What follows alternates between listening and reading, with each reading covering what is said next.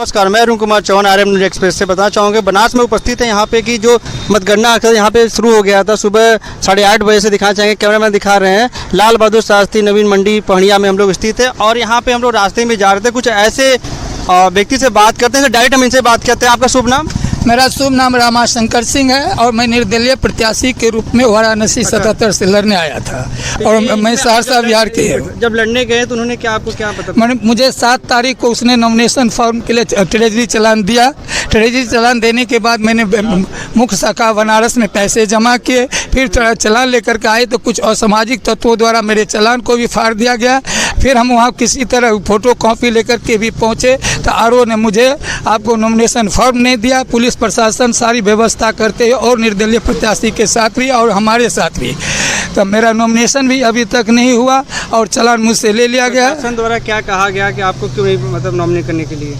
प्रशासन द्वारा हमको वहाँ पर जाने ही नहीं दिया और नॉमिनेशन फॉर्म ही नहीं दिया। उनकी मानसिकता गलत था कि इन लोग का नॉमिनेशन नहीं हो, ये लोग अपना अधिकार से वंचित हो, इस तरह की रवैया है। हमें इससे दुख होता है जो बनारस हिंदुस्तान का सबसे बड़ा क्षेत्र है और माननीय प्रधानमंत्री जी चुनाव यहाँ से लड़ते हैं और उस क्षेत्र पर इस तरह की भ्रष्टाचारी, इस तरह की प्रशासन भ्रष्ट, यहाँ का सामाजिक तत्व के लोग भ्रष्ट। ये तो देखिए जाँच का विषय है ना, तो जाँच का विषय बोलिए बिना उधर जाने हम लोग इस पर कैसे कर सकते हैं? हमने ये आपसे पूछा कि जब आप वहाँ पे गए आपने नॉमिनेशन फॉर्म भरने के लिए, उन्होंने क्या मतलब कुछ कहा होगा ये डॉक्यूमेंट नहीं, वो डॉक्यूमेंट, क्या ऐसी चीज़ों का तत्व? वो हमको तो फॉर्म ही नहीं दिया।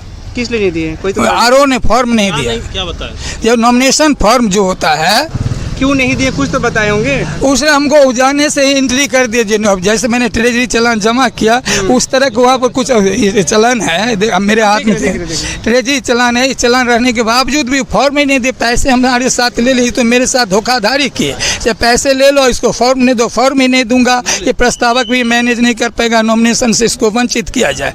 तो इस तरह के मेरे अधिकार का हनन किया गया जिला प्रशासन द्वारा। तो इससे हम साबित करते मैं न्यायपालिका आपको जिसकी सूचना में निर्वाचन आयोग को भी दिया, जिसकी सूचना में निर्वाचन मुख्य चुनाव आयुक्त को भी दिल्ली को भी दिया, मुख्य न्यायाधीश को भी दिया, आपको इलाहाबाद मुख्य न्यायाधीश को भी दिया। लेकिन अभी तक हम किसी मांग कर रहे हैं इसमें? हमारा यही मांग कर रहे हैं जो मेरे न्याय मिलना चाहिए। जो इस तरह का अधिकार का हनन, कोई चाहे वो प्रधानमंत्री का क्षेत्र हो या कोई मौलिक अधिकार है हमारा, कोई भी आदमी संसदीय चुनाव लड़ सकता है, लेकिन किसी के अधिकार को हनन करना ये लोकतंत्र में इस तरह की घटना नहीं है। कि आपके मौलिक अधिकार का गलत प्रयोग किया गया।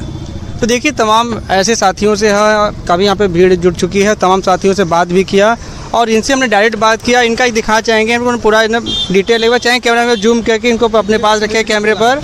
ये ट्रेजरी चालान है और जब फॉर्म भरने गए तो उनको फॉर्म ही नहीं भरने दिया गया। क्या विषय है, क्या समस्या है, ये जाँच का विषय बनता है और किस प्रकार से होता है कि हाई कोर्ट सुप्रीम कोर्ट पर जाते हैं तो इनके विषयों का पूरी तो इनको निवारण किया जाए। क्या समस्या है इनको विशेष रूप से नमस्कार, मैं अरुण कुमार चौहान बताना चाहूँगा कि अभी कुछ ही पहले हमने इनसे रमाशंकर जी से बात की और इनका जो मौलिक अधिकार था उस पर काफ़ी ज़्यादा इनको प्रेशर दिया गया, काफ़ी डिप्रेशन में चले गए, काफ़ी लोगों से घूम के प्रचार कर रहे हैं और यहाँ पे कुछ साथियों से ही बात करते हैं। आपका शुभ नाम भैया? वीरेंद्र जी। तो इसमें लोगों का जो हलन हुआ उस पर क्या कहना है आपका? ये तो सरासर संविधान का हत्या हो रहा है। कोई लोकतंत्र है, कोई भी पर्चा भरे, सब चुनाव लड़े, ये संविधान का मैटर है। कोई भी समाज में है, हम भी चुनाव लड़ सकते हैं, ये भी चुनाव लड़ सकते हैं, ये भी लड़ सकते हैं। ये पर्चा पहले भरना दिया जाए, देखिए पर्चा भरने से पहले ही फाड़ दिया जा रहा है। बताइए क्या है, सब मोदी जी के सामने चुनाव नहीं लड़ सकते हैं?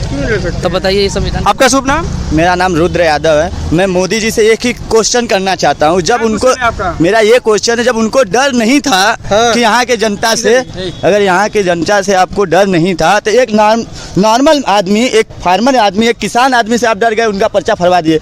गुड्डू रंगीला का पर्चा फरवा दिए। 2022 में आपने श्याम रंगीला का पर्चा फरवा दिए, प्लस 2022 में तेज बहादुर यादव का पर्चा फरवा। ये क्या है? ये हमारा देश जो है अभी तुरंत का, तो ये जितना अगर दोबारा इनका सरकार बनता है तो तुरंत का तुरंत पूरा गर्दिश में देश चला जाएगा। और ये इन्होंने नारा दिया है 400 पार। इस बार बता दें पूर्ण बहुमत से सरकार तक इनकी नहीं बन रही। 400 पार तो बहुत दूर की बात बता रहे, अकेले ये सरकार बना ले बहुत बड़ी बात हो जाएगी। कैसे कह रहे हैं 90 वोट से आगे हो रहे हैं? 90,000 वोट से 90 उनका नारा आपने अगर सुना होगा, एस्टीमेट मोदी जी का सुना होगा, उन्होंने कहा था 3 लाख वोट से बनारस से जीतेंगे। आज हालत उनकी वो है कि 80,000 वोट, अब 90,000 बोल रहे हैं ना, 83,000 वोट से आगे चल रहे हैं। तो वो सोचिए 3 लाख वोट कहाँ गया? सर एक लाख पार होने वाले हैं अजय राय से। कम हो गई है, जनताओं में इनका लोकप्रियता कम हो गया है। बनारस के धरती पे प्रधानमंत्री के आप चेहरे होते हुए 3 लाख पार के नारा दे रहे हैं। प्रधानमंत्री का चेहरा होते हुए आपको इतना लोकप्रियता कम हो गई आपकी, जो पूरा वर्ल्ड में दिखाते हैं कि मोदी मोदी मोदी मोदी। कहाँ चले गए? 3 लाख का 6 लाख का नारा था, आज 90,000 पे आ गए। विकास पे क्या कहेंगे? विकास पे आप हम खाली ये बता दीजिए विकास क्या हुआ? खाली मंदिर का विकास होगा?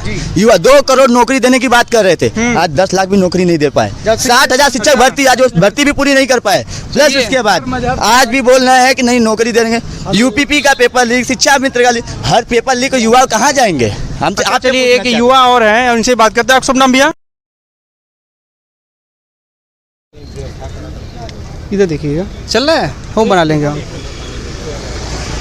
मैं चौहान, आर्यम न्यूज़ एक्सप्रेस से, पहड़िया, बनारस। जय हिंद, जय भारत। उसमें बन जाएगा।